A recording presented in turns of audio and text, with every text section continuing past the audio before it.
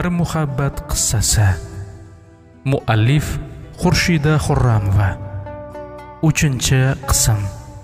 Murod va Samiya farzandlarini do'stiga berish haqida o'ylab, tonggacha bo'lajak farzandiga solih bir umr tiladilar. Yangi kunni esa yaxshi kayfiyat bilan qarshilashdi. Xuddiki barcha dardlarga yechim topgandek xursand edilar. Kechagi bo'lgan voqealar qalb qulfi ila zanjirband. Bir necha kundan so'ng Murod va Samiya Nurbeklarnikiga mehmonga kelishdi va o'z qarorini aytib o'tdilar. Samiya Nurbekning rafiqasi bilan ilk bora ko'rishganda, ko'rganidan keyin ham fikri qanchalik to'g'ri ekaniga amin bo'ldi. Chunki kumush nur yuzli qiz edi. Juda sokin, tabassumli yuz sohibi edi. Ovozi ham yoqimli, qalbga orom bag'ishlardi. Samiya u bilan yaqindan tanishgach, maqsadga ko'chish uchun Murodga ishora qildi. Do'stim, men hammasidan boxabar bo'ldim. Shuncha g'aming bor ekan, do'sting bilan bo'lishmabsana, dedi Murod. Do'sting bilan bo'lishmabsana, dedi Murod. Nurbek tabassum bilan tikilib turardi. Men qanday do'stman? Bilolmay qoldim. Men nodonni kechir do'stim. Sendan hol so'ramaganim uchun, tashvishingga sherik bo'lmaganim uchun qattiq afsusdaman deya unga bag'rini ochdi. Nurbek uni sochlarini to'zg'itib quchoqladi. Katta bo'lib qolibsan-ku, bo'lajak ota, dedi kulib u. Bu gaplardan so'ng Murodning ko'nglidan sil ketdi. Do'stim, senga muhim gapim bor. Alloh roziligi uchun tinglaysanmi, dedi Murod. Nurbek ha dedi qiziqish nigohlari bilan. Nega menga farzandsizligingni aytmading? Meni do'st ko'rmadingmi? O'sha kuni qo'lingda qolgan shirinlikka qarab mahzun bo'lganingni ham tushunmabman. Men anglashim kerak edi. Mayli, hechdan ko'ra kech, ammo savollarimga javob berishingni xohlayman, dedi u jiddiy ohangda. Nurbek jilmaygan holda unga qarab turardi. So'ng so'z boshladi. Do'stim, sen ham meni kechir. Dardim bilan yangi hayotingga chang solishni istamadim. Sen juda baxtlisan. Men qanday qilib aytishim mumkin edi? Yuzingga mana shu ma'yuslik tushishini bilardim. Men o'ylama. Allohning taqdiri qilgan kuni farzandli bo'lamiz. Sabr qilaylikchi, Robbim ajrini berar deya taskin so'zlarini aytdi. Inshaalloh nasib etsa ota-ona bo'lasiz. Men ishonaman, dedi Murod uning qo'lidan ushlab. Biroz muddat oraga sokinlik tushdi. Murod yana gap boshladi. Nurbek, gaplarimni diqqat bilan tingla va to'g'ri tushun. Men seni Alloh uchun do'st tutdim. Uning yo'lida senga g'amxo'rlik qilishim kerak. Men senga bo'lajak farzandimni bermoqchiman. Unga eng go'zal ota bo'lishingga ishonaman, dedi Murod tabassum bilan. Nurbekning ko'ziga yosh sizdi. Kumush esa ko'z yoshlarini tutib tura olmadi. Samiya unga dalda bera boshladi. Murod, gaplaringni o'ylab ko'rdingmi? Til ekan deb har narsani so'ylayverma. Ilk farzanding-ku axir. Qanday qilib uni bag'ringdan itarasan? Allohdan qo'rq. Tug'ilmagan bolangdan mehringni qizg'onmayapsanmi, deya qo'pol ohangda so'radi u. Murod qarori qat'iy ekanini aytdi. Do'stim, tushunaman. Menga achinyapsan, ammo sen duo qilsang bas. Bizga shu kifoya, dedi Nurbek. Yo'q, Alloh uchun buni rad etma. Nasib qilganini biz orqali berayotgandir. Taqdiringga tan ber. Robbimning hadiyalari ko'p. Nasib etsa yana ota-ona bo'lamiz. Farzandimizni qabul qil. U senga begona emas-ku. Qoning bo'lmasa ham jondoshing bo'ladi. Ko'rasan, mehring tushib qoladi.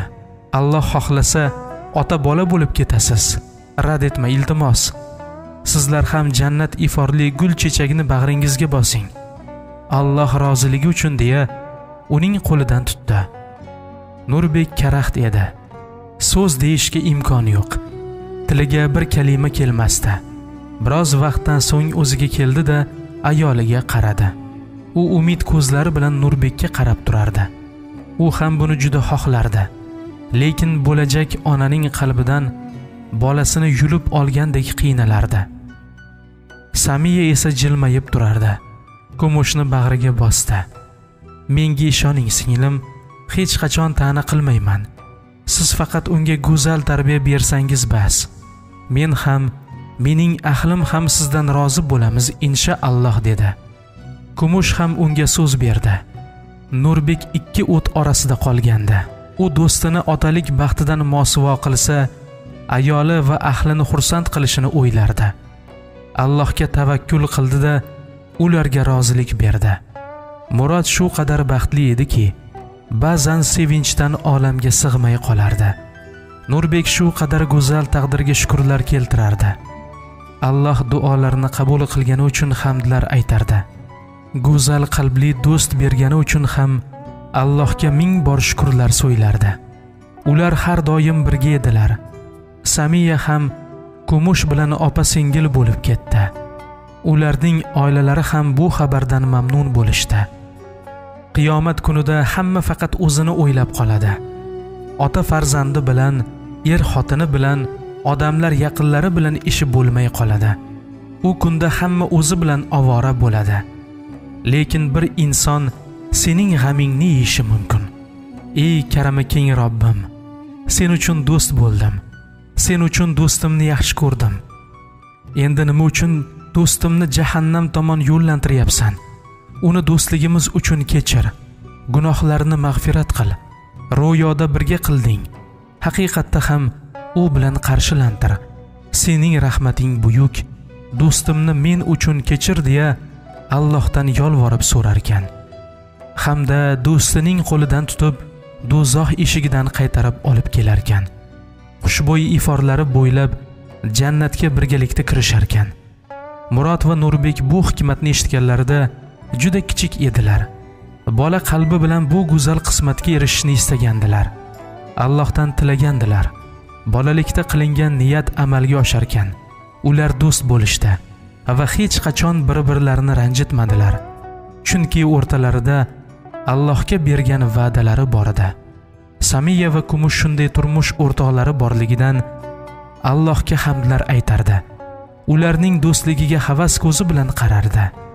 Bizga ham shunday baxtni nasib et ey Robbim deya so'rashardi. Kunlari go'zal duolarga boy bo'lib o'tardi. Samiyaning oy kuni ham yaqinlashib qolgandi. O'tgan 3 oy unga bir olam baxtni hadya qilgandi. U o'ziga do'st, singil topgani uchun juda xursand edi. Samiya va Murod bir on ham Qur'on qiroatida hormadilar. Bolasiga sog'lik tilab yashadilar. Murod eng go'zal hikoyalardan ona bolaga so'zlab berardi. Kitoblar o'qib berardi. Mayin ovozi bilan Qur'on o'qib berardi. Namoz mahal bo'lsa Murod uyga kelardi. Samiya va farzandini bir ko'rib ketardi. So'ngida u ishidan iste'fo oldi-da, kunlarini ular bilan kechirdi. Birinchi farzandi. Hayajon ham ilk bora. Hammasi juda ajoyib, yoqimli onlar. Bu kunlarni unutilmas bo'lish uchun qo'lidan kelgan barcha ishni qilardi. Samiyani ko'ngliga qarardi. Yegisi kelgan ne'matlarni juda katta quvonch, hayajon bilan keltirardi. Balki Alloh bandalari otalik, onalik mehrini topishi uchun ularga 9 oy muhlat bergandir. Ularning eng go'zal kunlari Allohning mo'jizasini kutgan kunlari bo'lsa kerak. Naqadar go'zal bu davr. Ixlos ila kutishlik, sog'inch, bir azob, ammo bari juda chiroyli. Murodim eslang, ikkimiz Turkiyaga borgan kunlarimiz qanday go'zal manzaralar guvohi bo'lgandik. Esladim dedi Murod Samiyaning sochlarini silab. O'shanda musaffo osmon aksini yerda ko'rgandik. Ya'ni dengizda dedi boshini chapga egib Samiya. Trabzondagi yashillikcha choy dalasiga borgandik. Choyning hidi juda shirin edi. Sharsharaga ham borgandik, bilasizmi? Ha, bilaman. Ularni unutib bo'ladimi? Hammasi yodimda. Sen bilan o'tgan har onim yodimda gulim dedi. Havo sharida sayr qilganimizda bulutlar raqsiga duch kelgandik. Ular qandaydir hikoyani so'zlab bergandi. Ammo hammasidan ham yoqqan joyi bu Safiya masjidi bo'ldi. Juda chiroyli, qadimiy va insonning ruhi sokinlashadigan joy ekan. Bolalarga shirinlik ulashdingiz. O'shanda bilasizmi, nima niyat qilgandim? Nima ekan dedi Murod qiziqib.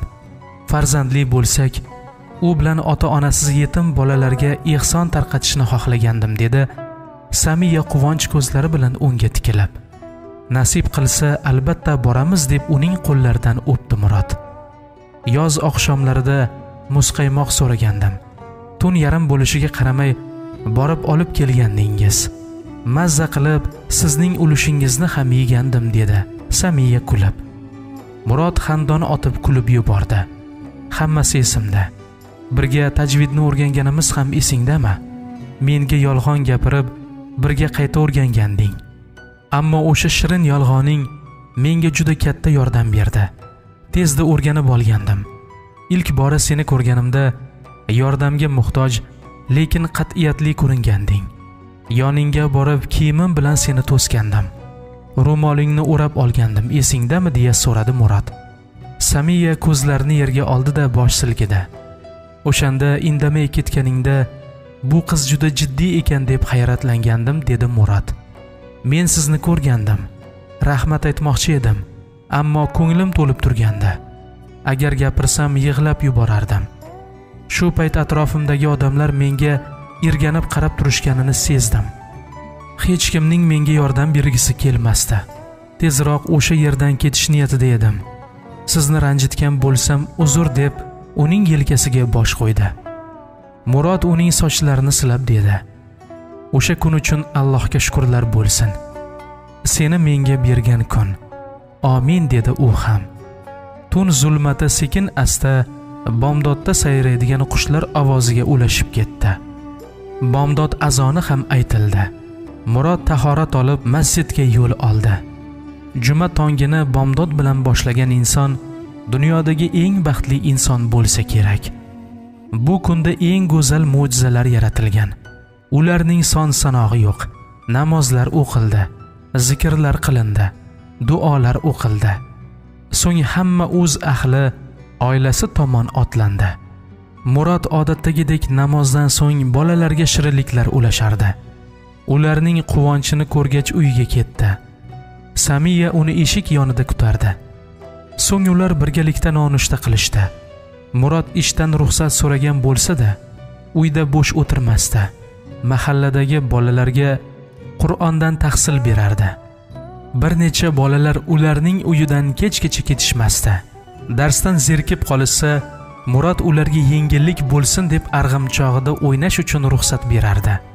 Derazadan ularni kuzatib turardi. Sho'x-shodon kulgulari bilan dillarga quvonch berardi.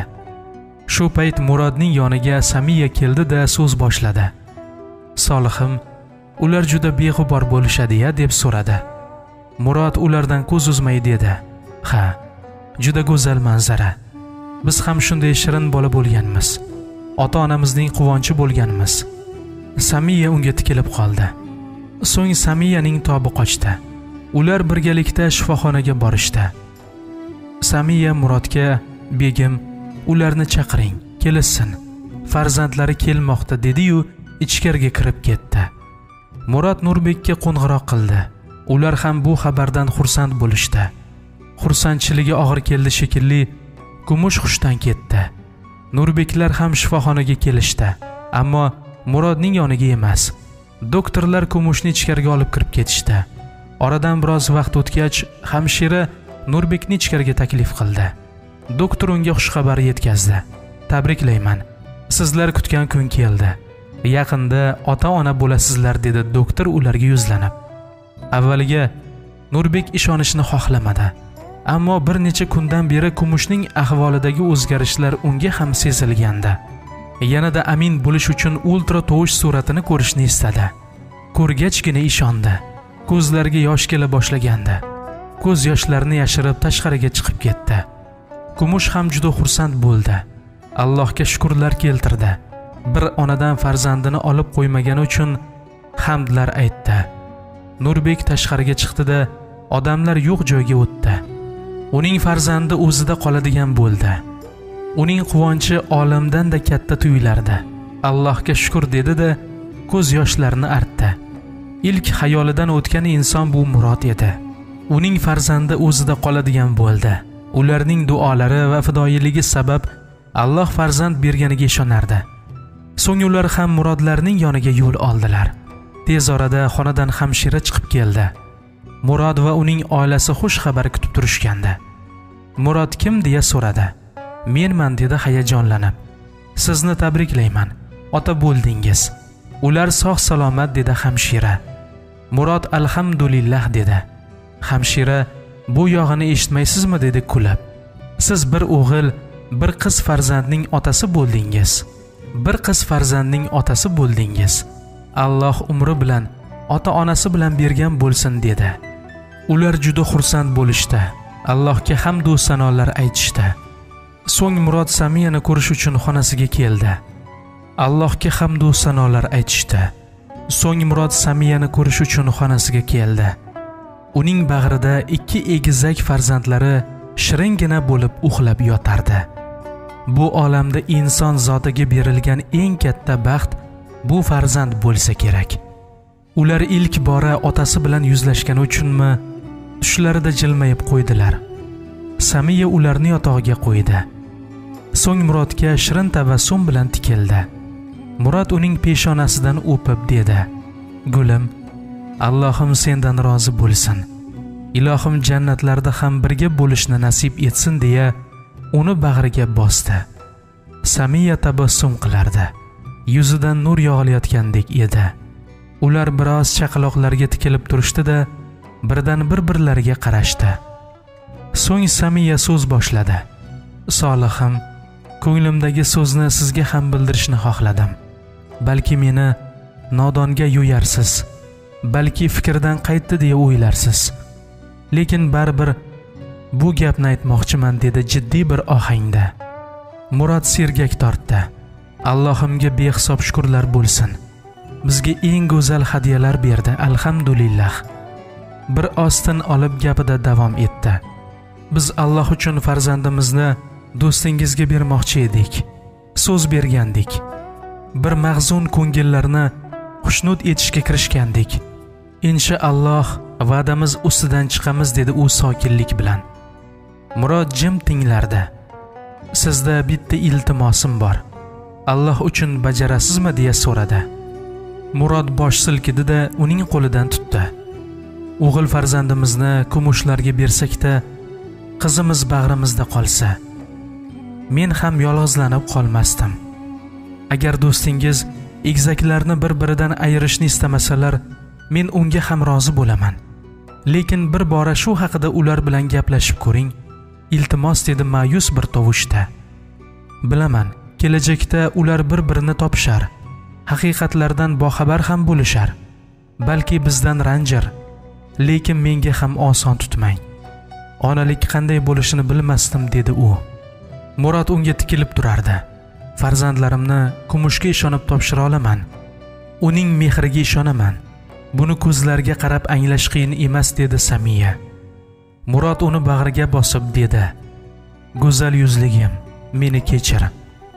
Seni bu qadar azobga qo'yaman deb o'ylamagandim." Samiya uning lablariga barmog'ini bosdi. "Tavba deng. Unday emas. Biz bu qarorga birgalikda keldik. Hech qaysimizda ayb yo'q. Siz ham, men ham buni qalban istadik. Endi nega yo'lning yarmidan ortga o'girilyapsiz?" deya so'radi Samiya. Murod boshini yerga burdi. "Men faqatgina biroz orzuga berilib ketdim. Meni kechiring" dedi u mayin ovozda. Murod uning so'zlaridan so'ng yengillik his qildi. Birozdan so'ng Kumush va Nurbek ham shifoxonaga kelishdi. Qo'lida dastagul bilan Murodga duch kelishdi. Murod ularga tabassum bilan qarab turardi. "Tabriklayman. Rahmonim egizak farzand bilan siyladi" dedi Murod. Ular quvonib ketishdi. Allohga hamdlar aytishdi. So'ng Kumush Samiyaning xonasiga ketdi. Nurbek esa Murod bilan tashqariga chiqdi. Uni qattiq bag'riga bosdi. Kumush ham, Nurbek ham juda xursand edi. Baxtdan sarmast edilar. Murod tashqariga chiqqach, do'stiga yuzlanib dedi: "Do'stim, senga Allohim bir emas, 2 malakni tuhfa qildi. Endi baxtlimisan?" deya so'radi. Nurbek jilmaydi. "Sendan bir narsani iltimos qilsam bo'ladimi?" deb unga yuzlandi. "Ha, albatta do'stim. so'rab o'tirasanmi dedi. Biz sizlarga doim yaxshi bo'lishini xohlaymiz. Bilasan, Alloh uchun do'st tutinganmiz. Bu qasamni buzish va unga xilof bir ish qilish ham gunoh bo'ladi. Lekin bu ishim to'g'rimi, yo'qmi bilmayman. Shunday bo'lsa-da aytaman dedi u qat'iyatlik bilan. O'g'limizni sizlarga bersak, qizimiz esa yonimizda qolsa, shunga nima deysan? Agar ularni kelajakda taqdir birlashtirib qo'yishidan qo'rqsang yoki bir kuni haqiqatdan xabar topishsa deb o'ylasang mayli, biz rozimiz dedi u ming hijolat bilan. Men bilaman, sen ularga yaxshi ota bo'la olasan deya uning yelkasidan tutdi. Nurbekning yuz ifodasi hech o'zgarmasdi. Hali ham yuzida tabassum bor edi. Bu gaplardan keyin ham hech hayratlanmadi. Aksincha juda mamnundek ko'rinardi u. Murod, avvalo menga bo'lgan ishonching uchun ming tashakkur. Sening beqiyos qalbingga men lolman. Allohim shunday do'st bergani uchun cheksiz shukrlar bo'lsin dedi. Murod uni diqqat bilan eshitardi. Men ham senga bir xushxabar keltirdim dedi tabassum bilan. Robbim duolaringizni qabul qildi. Biz ham yaqinda ota-ona bo'larkanmiz dedi quvonib. Murod hayratlanib ketdi. Quvonchidan do'stini qattiq quchdida gir aylantirib, bir-birini baxtidan sarmast do'stlar Allohga shukronalar keltirishdi. Ko'nglidagi hayajoni hech bosilmasdi. Yuzlariga tikilib bir og'iz so'z deya olmay qolishdi. Allohim umri bilan ota-onasi bilan bergan bo'lsin do'stim dedi Murod. Ilohim aytganing kelsin. Boringga shukr do'stim dedi u ham. Ikkisining quvonchi cheksiz edi. Lekin bizni qiziqtirgani Samiya va Kumushning suhbati edi. U ichkariga kirgach salom berdi. Assalomu alaykum opajon, yaxshi bo'lib qoldingizmi deya so'radi. Va alaykum assalom singiljon, keling, xush kelibsiz dedi Samiya. Kumush egizaklarga qaradi-da, "Mashaalloh" dedi. So'ng qo'lidagi gullarni Samiyaga tutqazdi. U gullarning iforidan hidladi-da, Kumushga minnatdorlik bildirdi. Payg'ambarimiz ummatlari xush kelibsiz dedi chaqaloqlarga yuzlanib. Samiya tabassum bilan ularga tikilardi. U Kumushda onalik mehrini ko'ra boshlagandi. Ichidan Allohga shukr dedi. Oraga biroz sukunat cho'mdi. So'ng Samiya gapira boshladi. Kumush, singiljonim, keling, yonimga o'tiring dedi u yonidagi stolga ishora qilib. Kumush yoniga kelib o'tirdi. Sizda muhim gapim bor. Alloh uchun tinglaysizmi dedi Samiya. Kumush bosh silkidi. Singiljonim, bilaman, siz meni to'g'ri tushunasiz. Sizning qalbingiz juda go'zal, muhabbatga lim-molim. Sizning sabringizga havasim keladi. Allohim sizdan rozi bo'lsin dedi u. Kumush esa nimalardir tushunishga urinardi, lekin qalbidagi quvonch hech aqliga yo'l bermasdi. Robbimga behisob shukrlar bo'lsin. 2 farishtadek farzand berdi. Balki 2 onaning qalbini eshitgandir. Men sizdan istagan narsam ularga eng yaxshi ona bo'lishingiz. Lekin bundan boshqa istagim ham bor dedi sokinlik bilan. O'g'limizni sizlarga bersak, qizimiz esa yonimizda qolsa, bag'rim bo'shab qolmasin singlim dedi umid nigohlari bilan. Kumush bu gaplardan hech taajjublanmadi. Aksincha juda xursand ko'rinardi. Opajon, siz Allohning mo'jizalariga ishonasizmi deya so'radi Kumush. Subhanalloh, ishonaman dedi u. Unaqada menga quloq soling. Mehribon va karami keng zot bizning duolarimizni qabul qilibdi. Balki sizlarning fidokorligingizga mukofotdir bu. Biz ham orzularimizga yetish arafasidamiz.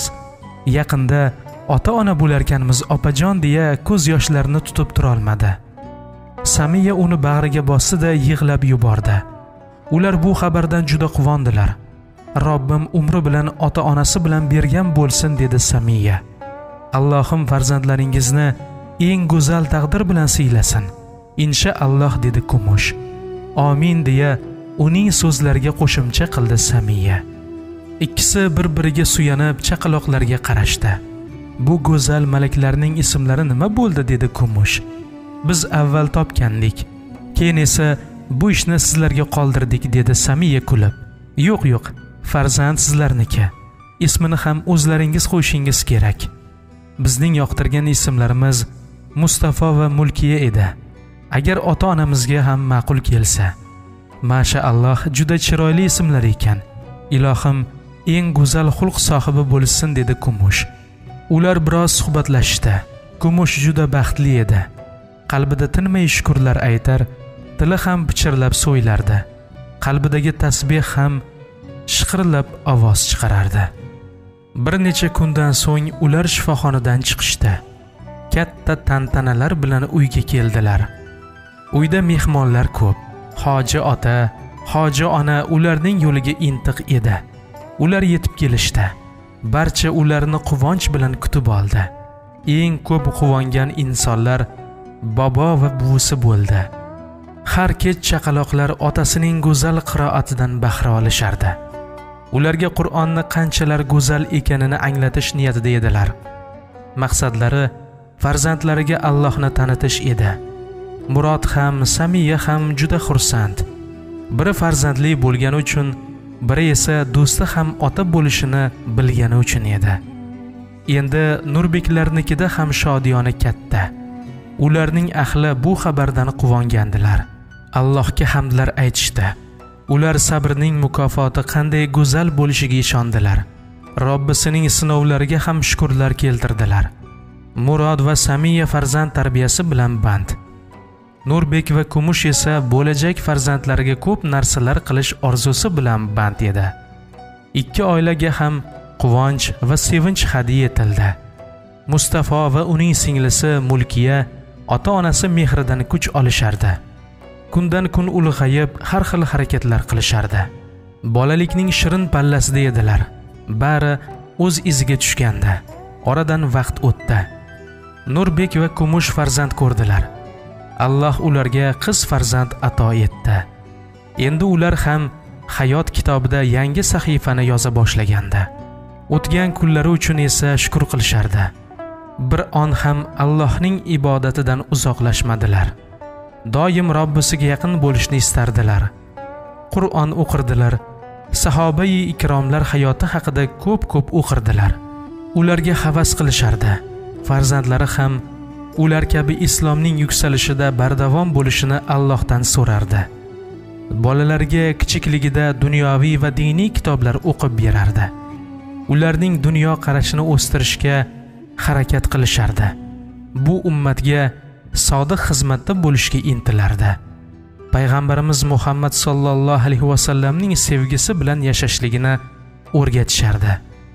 Jannat yo'lidagi yo'ldoshim, dedi Murod Samiyaga. U farzandlarini o'rinlarga yotqizayotganda unga o'girilib qaradi. So'ng Samiya uning yoniga keldi. "Begim", dedi tabassum bilan unga. "Men shu go'zallik uchun Robbimga shukrlar keltirdim. Senchi?" deya so'radi Murod. "Men esa sizning ortingizda turib Allohim duolarimizni qabul et deya so'radim. Qachon siz Robbimizdan so'rasangiz, men yoningizda amin deb turaman solihim", dedi jilmayib. Murod uning peshonasidan o'pdi. Samiya esa uning yelkasiga bosh qo'yib uxlayotgan farzandlariga tikilardi. "Qarang solihim, qizimiz xuddi sizni o'zingiz. Ko'zlari, yuzi, hatto uxlashi ham sizga o'xshabdi-ya. Dadasining qizi shekilli", dedi kulib. "Mashaalloh, dada qiz bo'libdi qizalog'im. Jannatning gul rayhoni", dedi faxr bilan. "O'g'limiz Mustafo esa sening o'zing. Go'yo sendan andoza olgandek. Qara, uyqusida lablarini o'ynarkan", dedi quvonib. "Men uyquda lablarimni qimirlatamanmi?" dedi taajjublanib. Murod kuldi. "Hada, sen ham biram shirin uxlaysanki, ba'zan uyqum qochgan payti vaqtimni seni kuzatish bilan o'tkazaman", dedi Murod. "Bir kuni hammasi yaxshi bo'lishiga ishonib yashash juda go'zal ekan", dedi Samiya. "Har onda umid bilan nafas olib, ishonch bilan chiqarishlik ham bir baxt ekan", deb Murodga tikildi. "Bularning barchasi Allohning bizga bergan hadyasidir gulim", dedi Murod. Ikkisi tahajjud soatlarigacha uxlamadilar. Go'zal duolar bilan mashg'ul bo'lishdi. Namozdan so'ng esa Qur'on o'qidilar. Bomdodga qadar zikrlar bilan band bo'lishdi. Mo'min bandaning go'zal hayotidan bir sahifa edi bu. Robbim musavvir zot. Uning yozgan taqdirlari ko'z bilan ko'rgulik baxtlardan-da ziyoda.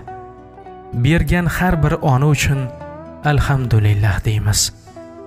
Muallif Xurshida Xurramova. E'tiboringiz uchun rahmat. Vassalomu alaykum va rahmatullohi va barakatuh.